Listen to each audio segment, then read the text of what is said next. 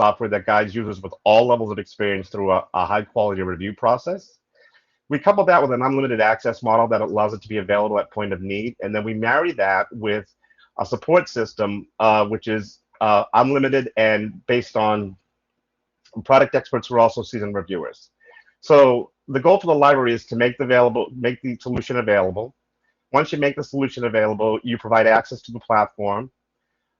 Information professionals like yourself continue to do searches, and then when they get to the synthesis process or any of the processes included in Covidence, you hand them over to Covidence.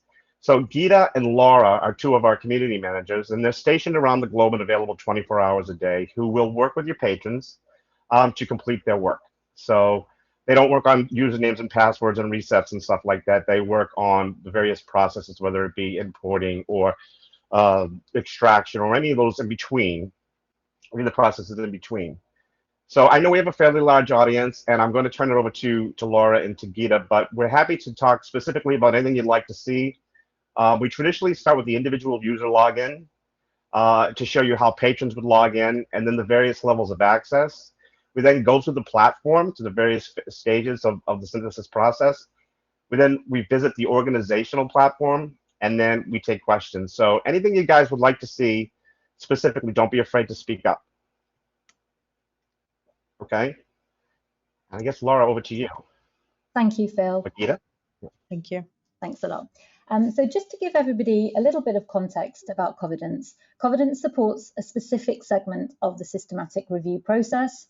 We can also process other types of review literature in Covidence, for example, scoping reviews. And so a lot of things that librarians do to support their review teams happen outside of Covidence.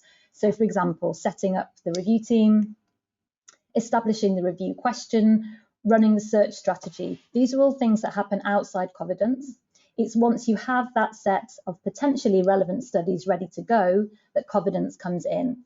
You can import the studies into Covidence, you can screen, and you can extract data. So that's what we're going to have a look at now on this demonstration. So I am using my individual user account here, and this is where I always like to start the demo because it's the starting point for any user journey in Covidence. Covidence is constructed as a user community of individual users who belong to particular projects or institutional accounts, and you could think about that much like joining a group on Facebook or on LinkedIn. So whether you're on Covidence to try it out, maybe with a free trial, or whether you're joining somebody else's review project, whether you belong to an institution and your institution has a license, and however you come to Covidence, you'll start here in your individual account. So I'm on my Covidence homepage. This page shows the title of each of my reviews, and it's split up into sections based on the owner of the review. So you can see that at the top here, I have some reviews that belong to me. And then underneath, I've got reviews that belong to other institutions and other organizations. So this is the main point of activity for anybody who's engaging in a systematic review in Covidence. And it allows you to collaborate with multiple people, multiple projects, multiple institutions, and dependent on your eligibility to do that. So on the individual user dashboard, that you have the option here to start a new review, and this is where people create their new projects. And how much and how many reviews you can create will depend on your level of access. But if I click here to start a new review, I will enter the name, and that can be a working title or just some kind of placeholder. You can come back and change that at any time. You need to select a little bit of information about your review type, whether it's a systematic, scoping review, or something else. Other types of the area of research, and then where you want to create the account. So because I'm a Covidence admin, I have access to multiple different places to start my review. And so I'm asked by the system to select which the place that I want to create it. And then I go ahead and click on Create Review.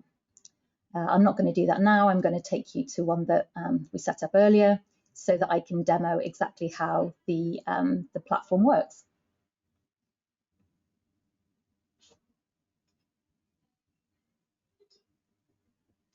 So this is my review summary page that we can see now.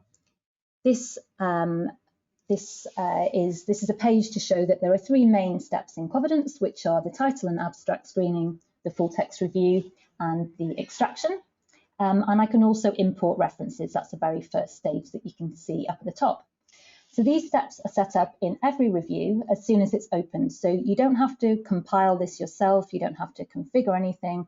As soon as you hit create review, this is all set up for you, so you're ready to go.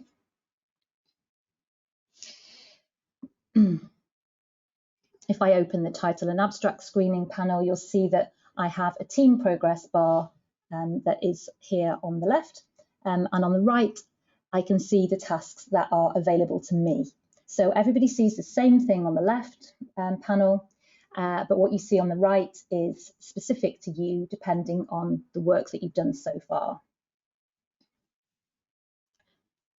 And that is the same whether you are in the title and abstract screening stage or the full text review stage or the extraction section. So they're all set up the same, nice and simple. So in order to set up the review in the first instance, you'd need to import some references. Just going to move something out of the way here. So you'd head over here and click to import the studies that you want to bring in. You've got several options here for the format that you use. You can import them to whatever stage of the screening process that you like. So if you have a process whereby you've already, first of all, you can add them straight to the title and abstract screening section, and that's what most people do. Some people prefer to do their initial screen perhaps in EndNote, and that's fine. If you want to screen title and abstract somewhere else and just bring them into Covidence for the full text review, you can see that I also have that option. So it's a really flexible tool that will basically adapt to whatever the workflow is that you've decided you want to follow. It's pretty flexible to those needs.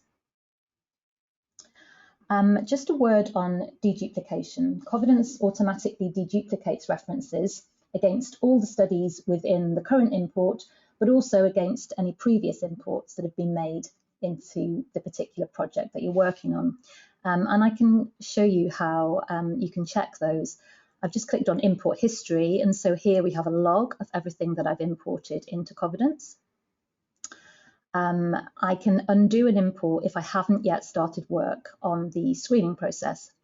If I have started work on the screening, I won't be able to undo my import, and that's because there's essentially blinding issues around that, and so we can reset reviews where an import has needs to be undone, and this is fairly common when people decide that actually their search strategy needs some further edits.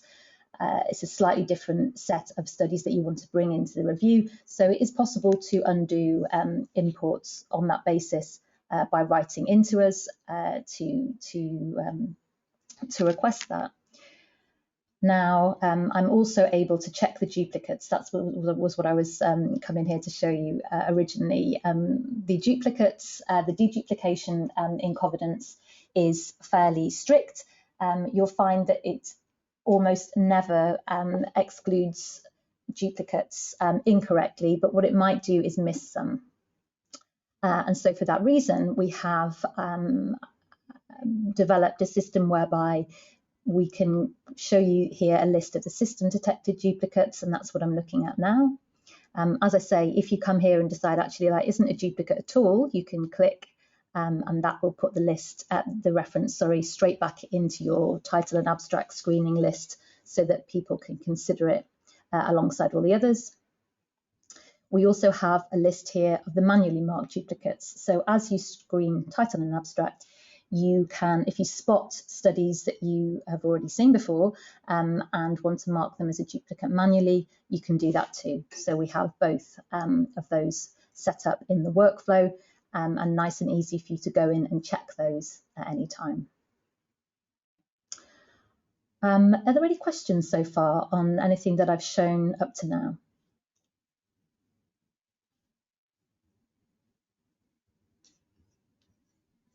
Okay, well, I'm just aware of time, so I will leave the title and abstract screening section there and just show you that the next stage along from the title and abstract screening stage is the full text review.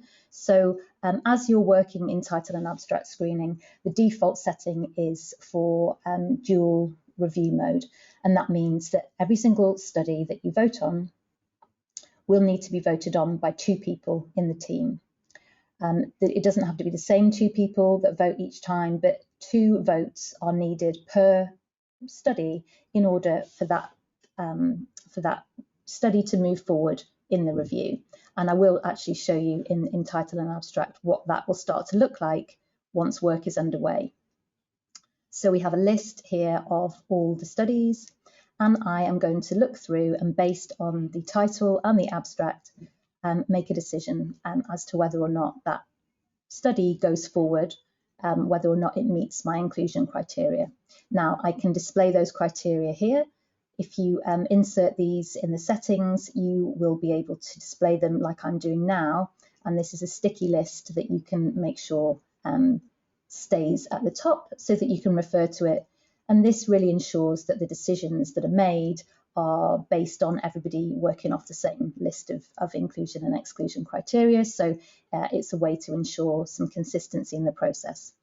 Now, as soon as I vote, which I'll do now, the study moves. I can undo it, by the way, if I decide actually I didn't want to say no at all, I wanted to say yes, or I wanted to say maybe. And those studies disappear from my list. Where they go next really depends on the combination of votes that study received. So this is my list, which is personal to me, remember. If in dual reviewer mode, I'm the first person to vote, that study will move from my list of studies to screen, and it'll go here, where it's awaiting the vote of a second reviewer. And once the second reviewer comes in and makes a decision, that study will move again, and it will move into one of several places depending on the combination of the votes. So if we both vote no at the title and abstract screening stage, the study will immediately move here to the irrelevant references. We don't need these studies anymore. 2 people have voted to exclude them. They're gone from our process. Well, they're not really gone, they're in this list. If the 2 reviewers have voted to say yes, include, or they've voted, one of them's voted yes and one of them's voted maybe, then that study will move straight on to the full text review section. If there is a conflict, so one person has voted yes or maybe, and one person has voted no, there is now a conflict in that decision-making process which needs to be resolved. And if we move here to resolve conflicts, we'll see all the studies that applies to. So somebody needs to come here and break the tie, essentially, on these decisions. I don't have the permission to do that. You'll see that here it says you currently don't have the permission to resolve conflicts. You can set rules in the settings for who is allowed in your team to resolve conflicts and who isn't. So one typical workflow might be perhaps the only senior member of the team, the manager or the senior person on the review team is allowed to resolve the conflicts. And so here you can see that I'm not able to do that. If I was, I would have another set of buttons here to say yes, include, or no, don't include. And then the study will move on that basis. Okay, that's the title and abstract screening section. I know we don't have lots and lots of time today, and I know that we also want to have a look at the admin panel and display that. So just to tell you that the full text review stage works in much the same way as the title and abstract screening stage, but you've got some really nice features here, which I will just describe very briefly. When studies enter full text review, Covidence will automatically add the full texts if the article is open access, and we can see an example of that here in this study, WU 2020. We use the DOI to locate the full text, and we will attach that for you when the studies enter this section of the review, if they're open access. So that is a very nice feature to have. And then in order that you add the rest of the studies, so the ones that aren't full text, what you can do is come here to filter and say, okay, show me the studies that need full text, because I'm going to need to do something about that, and select a filter. Now we can see all the studies where the full text was not added automatically by Covidence, but what you can do in that case is come here and use our bulk upload tool for references. I'm just going to click on it now to show it to you. And this is a step-by-step process in which you'll download the list of the studies that are missing full text. You will use your reference manager, for example, EndNote or Zotero, to locate those studies, and then you'll bring them into Covidence in bulk to save yourself a lot of time. I will just briefly point you to some resources that tell you all about the bulk upload tool and how to use it. If you click here at the top of the screen on this question mark icon, you can visit our knowledge base, which I'm just going to do now, and find how to bulk import PDFs and lots of other resources, videos, demos, walkthroughs. You can join our webinars, every single FAQ that you can think of, it's all here. So that's something else that's available to you at any time and accessible via the platform. Okay, any questions before I jump into the admin section of this demo?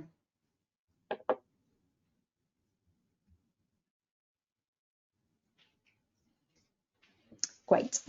What I'll do in that case is come out of my own personal account and into the account of somebody who's an admin on an organisational account, just to give you an overview of the organisational dashboard.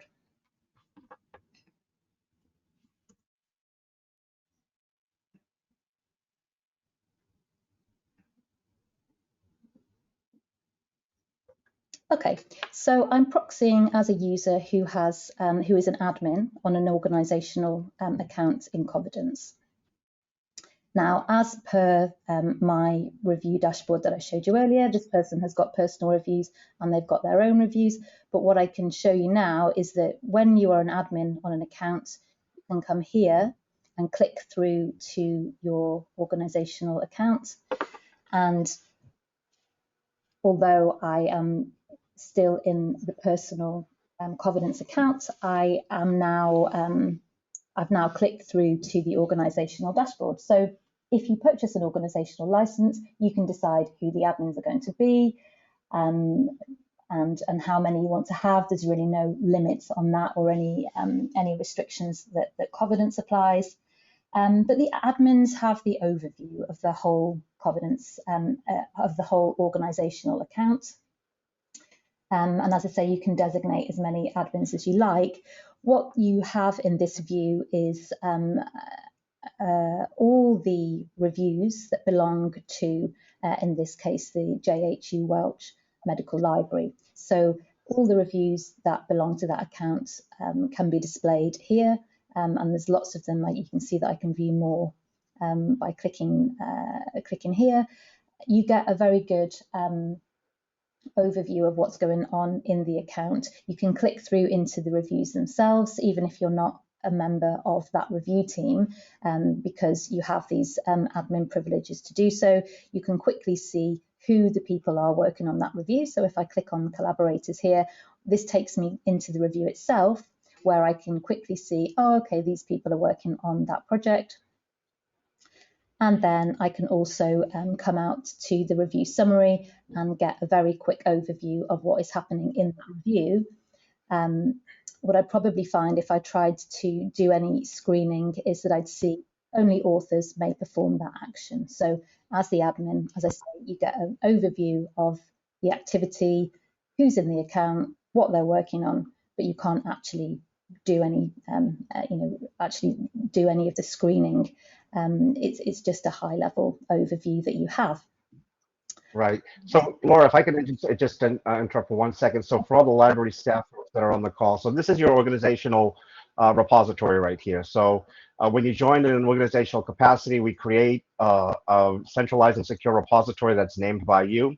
We fill it with an unlimited number of reviews, and then we assign account administrators who can then invite and authorize patrons from anywhere in the university, anywhere in the world, basically, to join your organizational account. Why this is important is because what you're looking at is Welch Medical Library's repository of systematic reviews. So all of the members that join your organizational account are doing so knowing that the data in this repository are yours. So you can search this repository, which you can see, it provides great oversight because you can see how many of you have worked on right now. If you are an admin for a specific library within the university system, you can assign an admin so you know which reviews are yours if you're social sciences, if you're health sciences, if you're engineering, law. It's used all across the academic spectrum, but you can search these reviews by subject, by most recent. You can even search authors that are both part of your university and external collaborators, which is really cool because that way you can see at any time who's working on a University of Washington systematic review. Yeah, exactly. Phil just mentioned there the assigning an admin. Once this list gets quite long, and some of our institutional accounts, the number of reviews goes into the hundreds and sometimes the thousands. If you, as an administrator on that account, want to just make sure that you can quickly see just the projects that you're working on. Maybe you're assisting half a dozen teams with their search strategy, and you've given them, or in the process of giving them some support with that. You can assign yourself as an administrator, put your name next to that review, and then that means that when you come here next time, you can filter on that and make sure that you just see the stuff that applies to you and the things that you're working on.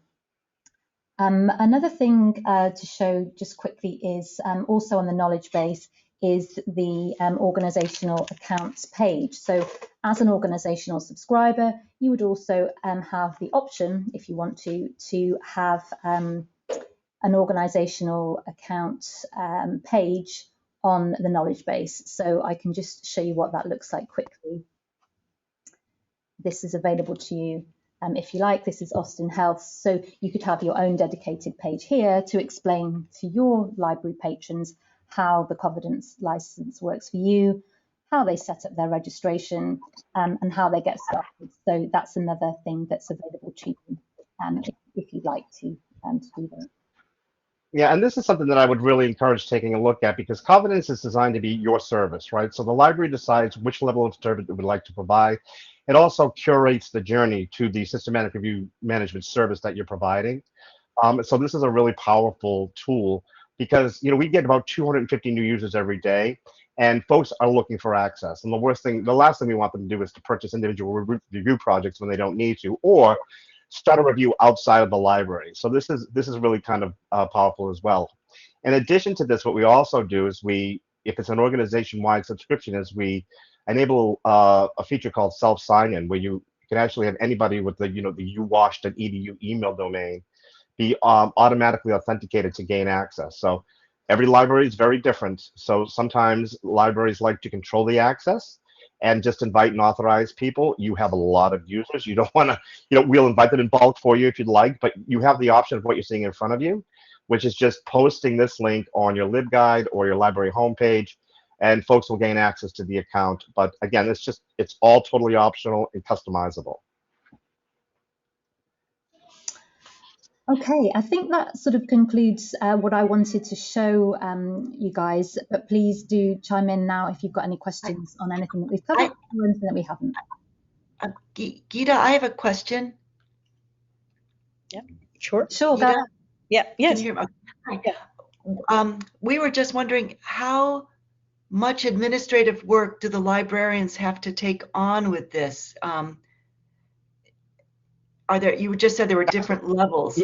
Well, so the way that the admin works is absolutely none. So the whole idea behind Covidence is to allow libraries of all sizes to offer the same level of service without the need for additional staff, resources, or a systematic review guru, right? So what Geeta and Laura do is they handle all of that admin for you. The only admin for you to do is to invite, authorize, or reach out to us and say, hey, Phil, we would like everybody invited, or we'd like to have this open to everybody, or we have 10 people that we'd like our patrons to come to us. We'd like to ask us to create their, start their review projects, and we'd like to do all the reviews. So the only admin is making it available and then setting a customization with us. Anything that has to do once the search is complete, because you handle that. Once the search is complete, you make the solution available. We help them with import all the way to extraction. Okay. Thank you. Sure. Thanks, Gita. Wonderful answer. Thanks, Phil. Thank you, Phil.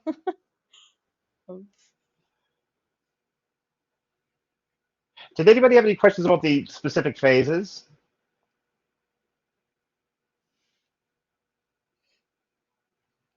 I don't think so. Okay. Well, Are you, Laura, go ahead. So this is Diana. Can you hear me? yes, go ahead, Diana. Hi. Could you explain, you don't have to show it, but how the data extraction part works Sure. in Covidence? Absolutely. Yeah, I kind of skipped that part, wanting to make sure that we didn't run out of time. So the extraction feature is what I'm showing you now. Like the other two stages, we have the team progress and the on the left and the individual tasks on the right. So if I click through to the data extraction, you can see that the total number of studies is what I'm looking at now, but I've got tabs across the top to separate them out easily into ones that I haven't started, ones that I have started. And there's a consensus stage. I mentioned earlier that the default setting for Covidence is dual reviewer. So of course, you're going to have two people extracting information from studies, and then you're going to have a consensus step. So that's what that describes there. And what you'll typically have, I'm scrolling down so that I can find a review, a study that's actually got a full text already attached to it, like this one here. If I go ahead and click on continue extraction, so this is something that's already underway, just to show you what the view looks like, you can see that I've got the study on the left and the form on the right. If you want to also add a quality assessment or a risk of bias exercise to your study, you can toggle easily between the two. So you can see here that I've got data extraction displayed, but I can move to the quality assessment for that study. That's an optional step. Not everybody uses that, but it's there if you need to. Yeah. And then, as I say, information on the left, I will then populate the form with here on the right. I can save my data at any time by clicking on save. And then when I'm sure that I'm done and I've finished extracting all the information, it's just this button up here at the top to say send for consensus. Thanks, Laura. And I just want actually to add that this is our newest extraction format 2.0. So this is the form that Laura just showed you is an example of the actual template you will actually be able to create your own. So we have separate templates. We have the data extraction template and we have a quality assessment template. They're separate, and they can also. This means that you can even start creating these templates even when you're actually in the middle of your screening. So you don't have to have any of your studies included yet to start creating these templates. And also that we have a basic template set up for data extraction. However, this is completely customizable. You can always start from scratch from this button here up on the top, or even delete as well these information one by one, or actually even drag and drop. But also there's a plus symbol here on the left side where you can either add more headings, subheadings, text fields, and we have single choice options, checkboxes for multiple choice, and custom tables, for example, baseline characteristics for participants. You can also, and I think this is set up for this review. I think we can show them if you can go scroll down, please. Mm-hmm. Thank you. So we can see that there's actually, so this is like a custom table, an example that is actually done on the right side. If you can see from the preview, you will be able to see on the preview how that would look like for your for your members of your team. So you can see that you use the custom tables to create participants' baseline characteristics and so on. And this can also go for your outcomes tables and so on. And similarly for the quality assessment, of course, and this is once this template is ready, you need to click on publish. So it will become available to you as Laura showed you on next to each study. And similar for the quality assessment template, once you log on the template, the actual template that is actually built in is the Cochrane-Riskov-Bias version 1.0. And you can see these are going to be the domains that are already set up for you, but also definitely if you have a different quality assessment tool that you'd like to use, you can always, again, start from scratch or delete the domains and add as many as you'd like. And even you can add multiple quality assessment tools in the same template as well. So that would be available for your review and for your different studies included in your review. Thanks, Laura. Sure. That's so helpful. And you said that if they've started data extraction and they realize they should add another piece of information, they can keep doing that through the data extraction process. Is that right? Yeah, so yeah, definitely. If you, for example, you're piloting the data extraction on a few studies and you feel that you still need some things to be added or deleted from the template itself, you can go back to the template and do the modifications and republish it as well.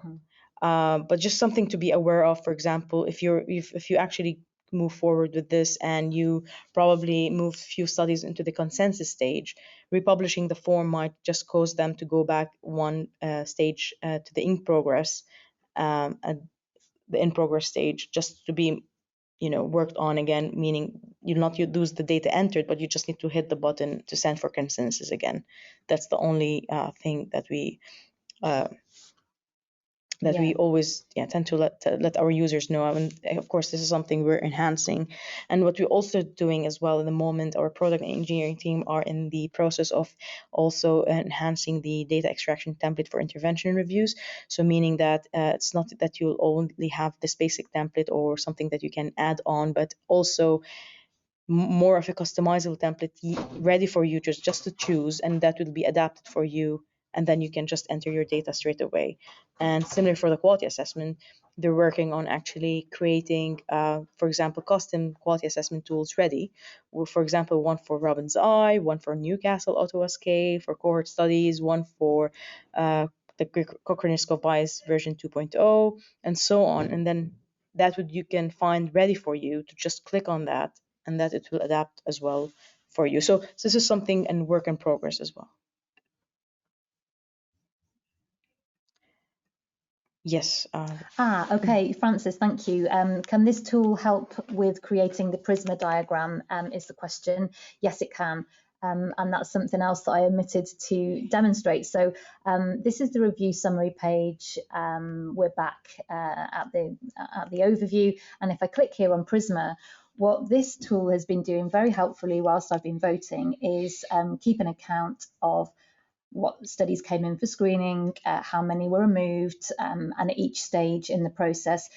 So basically filling in your Prisma flowchart for you. The exclusion reasons are captured. So if I click here on this drop down, we'll see that when I have voted, when decisions have been made to exclude a title and abstract, that is also captured here. And so you've got everything that you need in order to carry out Prisma style reporting. And I can also click here if I just want the numbers, because I've got my own system or package for developing and producing flow diagrams. You can just do a copy and paste here to just take the information without any of the formatting. Yes, it's currently actually set, Francis, as a 2009 version. That is correct, and definitely this is also work in progress. We will our product and engineering team are working on actively at the moment to update the Prisma workflow to the 2020 version. But definitely we have workarounds as well to how we can get, for example, the number of references from each database and how they can be reflected on our Prisma.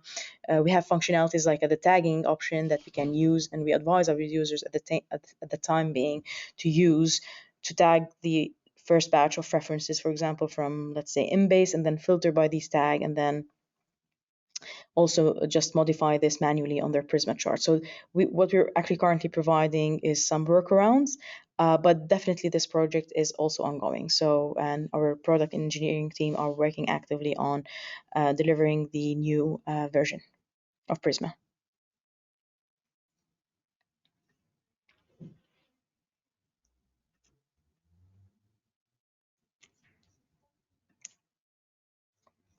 Okay. I will just also show you the export feature. There's a question. There's another question. Sorry, go on. No, Go sure.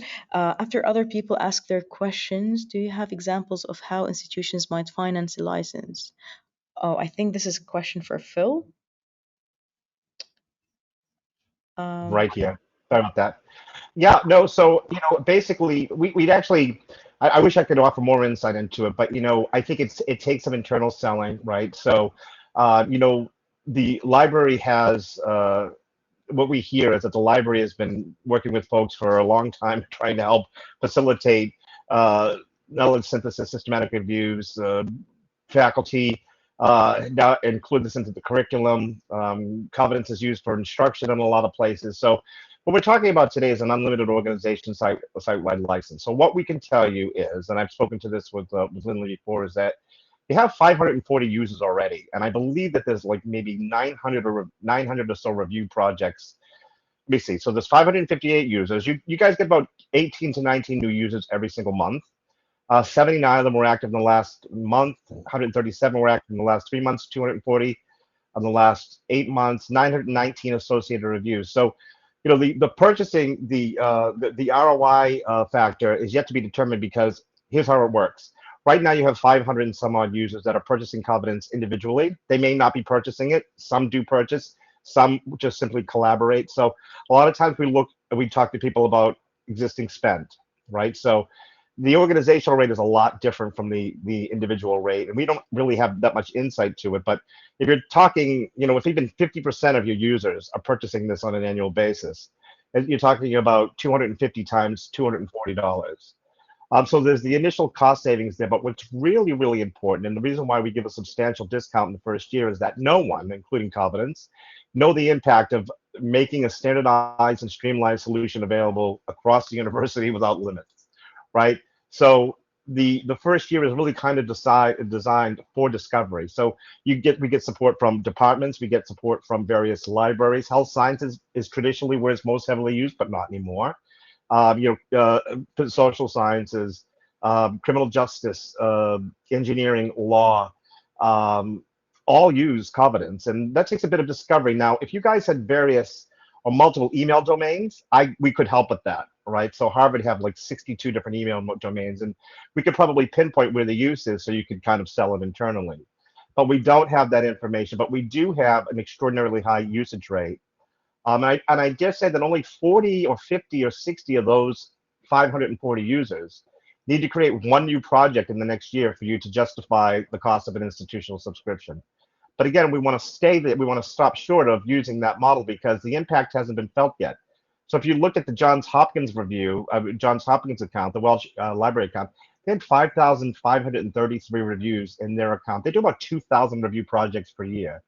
When you look at the price that they're paying for the organizational subscription, just putting $25,000 per year, they pay about $37 per review, and they give themselves about an 80% discount per review project. So that's the conversation that we have. Covidence have no financial preference, by the way.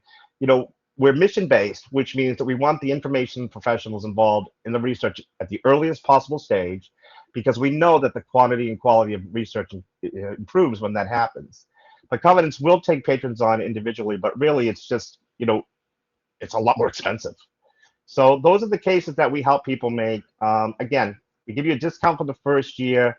We'll let you see what the impact is. And then if you don't produce what we think you should produce, or what you think you should produce, which in University of Washington's case would be around 250 new projects per year, we let you keep your discount. So it is to facilitate the review process that's sponsored by the library. But I'm happy to have individual conversations to see if I can help articulate further.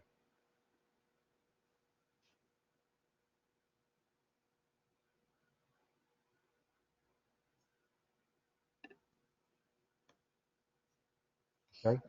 And the only thing I'd like to follow up with too, if there are no other questions, is part of the solution, in addition to this priority support, Gita and Laura's team have wonderful one-on-one webinars. So every month we host various webinars, because with the knowledge base that you're looking at right now really includes step-by-step tutorials for every process, throughout the journey. But we also have one-on-one webinars for brand new users every month, and I know that you'll get them every month. Further to that, though, you also get 3 customized training sessions per year. So if you want to promote your services, you can, send set up a date for your patrons to come and have an individualized demonstration of the tool where they can ask specific questions, so on and so forth. And the library sometimes like that because they can listen to what questions people are getting. But the most important thing is that, yes, this is a very complex process. And the good thing is that we have Gita and Laura and their team to help your patients, go through it. It's really a question of, if you were to purchase a license and then you have users are coming to you saying, well, how do I extract this data, or how do I set up this customized form?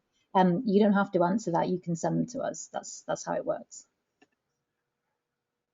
Yeah, and actually we can always be contacted at support@covidence.org, and it's 24 hours, and we have a global team of community managers, and we usually respond within 24 hours as well.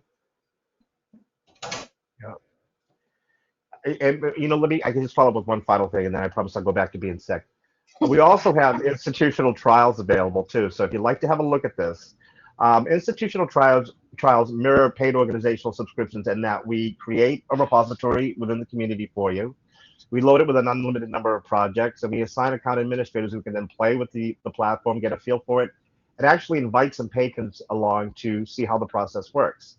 At the end of your trial period, you have the option of purchasing a subscription, at which point all work continues without interruption. Or if you can't subscribe at the end of that trial, Covidence will allow for the continuation of work on up to 5 reviews for a period of 12 months. And it was just a great question that I knew was coming, and I wanted to get to it. So another unique circumstance for University of Washington is the number of existing users and reviews. So Covidence really want the data to be under the control of the library. So right now there are, say, 900 and some odd reviews that are, associated with University of Washington patrons that are just sitting on the platform. As part of the solution, we not only allow the migration of users, so you can invite, when you sign on, we'll give you all of those 584 users, but we also will offer to migrate any of those reviews over to the organizational repository. So a lot of times we get people, and I know as librarians, we work with clinicians all the time who want to do a systematic review in 3 weeks. They want to get all these things done. They're not sure how to do it. They attempt it. They don't finish. And so they scream for libraries' help. They don't always know how to get there. By inviting them to migrate over to your account, it actually elicits more engagement, and it increases the chances of that evidence being published. So all that stuff can be migrated over.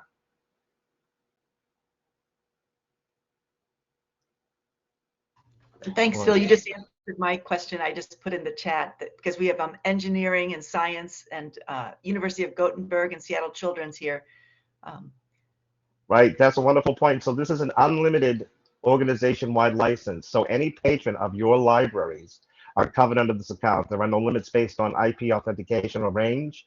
There are no limits based on geographic location, and there are no limits based on affiliation. So as long as they are a patron of your library, and that could be from anywhere in the world, then they are invited to join your account. Now the capacity is up to you. And there's another good point to point out is that, the use of this account is at the sole discretion of the University of Washington. Covidence do not get involved or monitor usage, okay?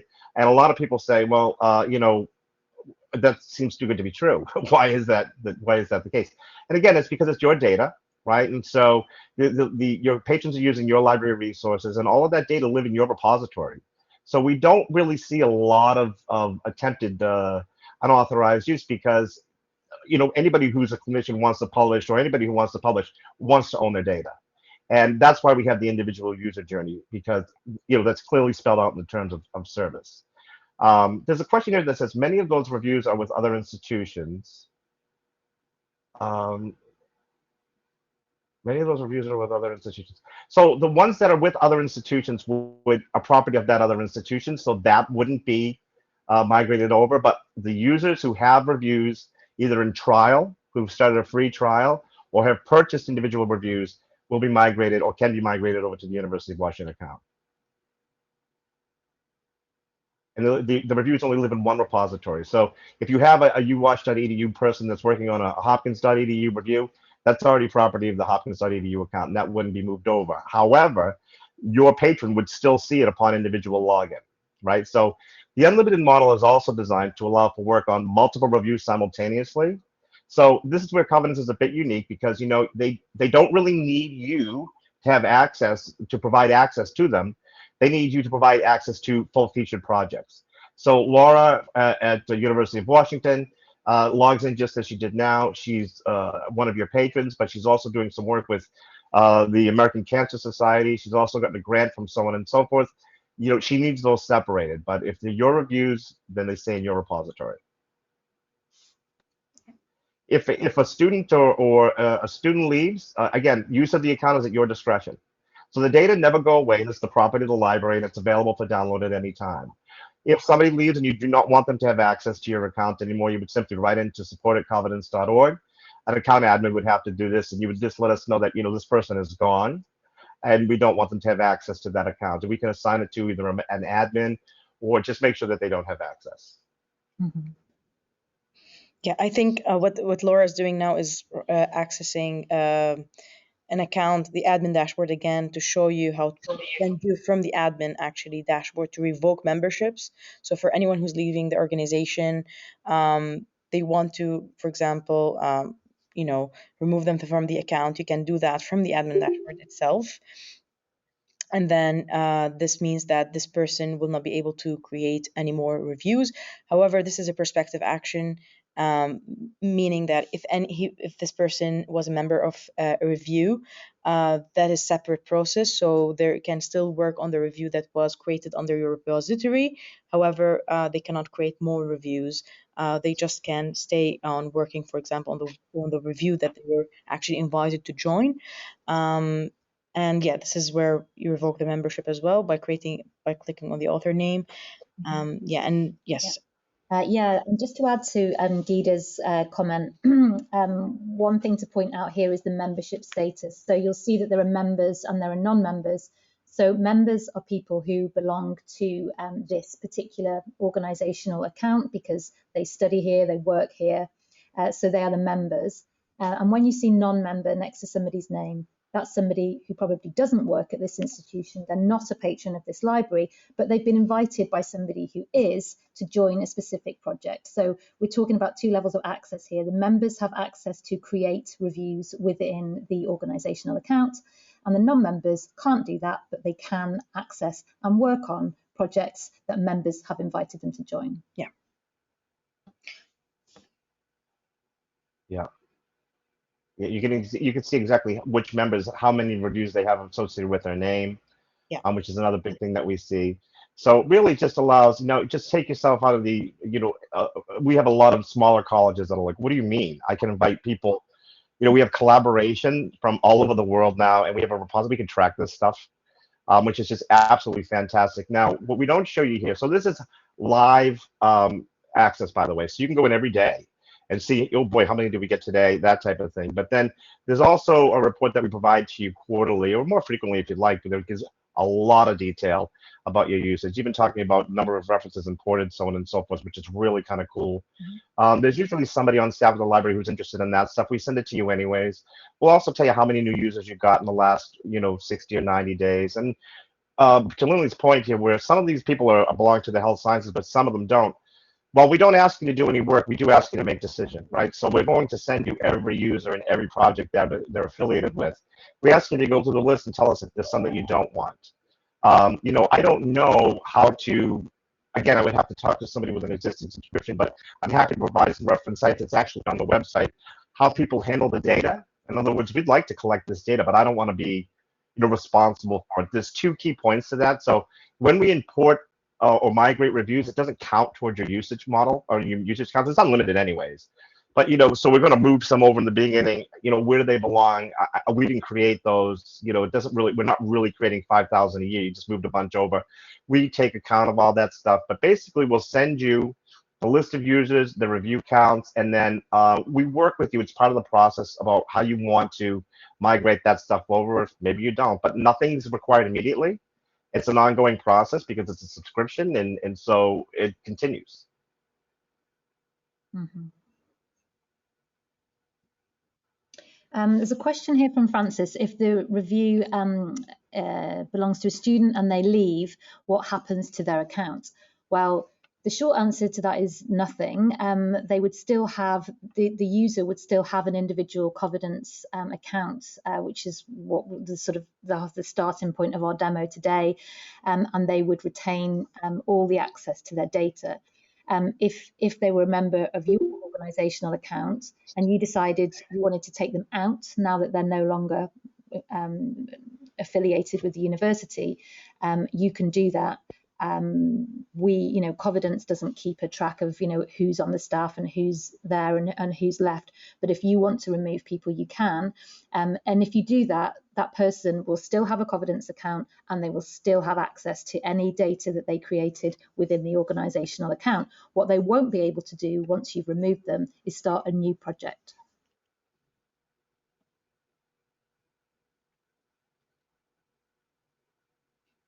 Right, but yeah, also, Laura, a lot of people have concern, and I just think it's important that we confirm that we can transfer account ownership or data ownership or review ownership to another person. In other words, if somebody moves in the library, do not want them to have access to that data, we can transfer it over to Teresa or to Francis or to Caitlin, to somebody else. Yeah. So that, okay. Yeah, absolutely. The admin would just need to write to us to request that, and we'll switch it over to them.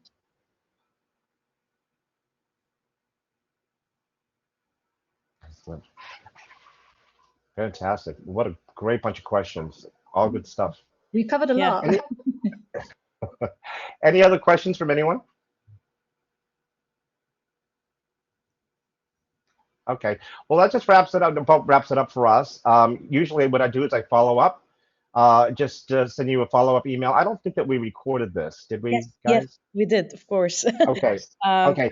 So Probably hit the record button in 3 minutes into the meeting, or 2 minutes in, and definitely we will, as also we discussed before, that we will include this in an MP4 with a live captioning as well, and we'll provide the link to the recording as requested for sure.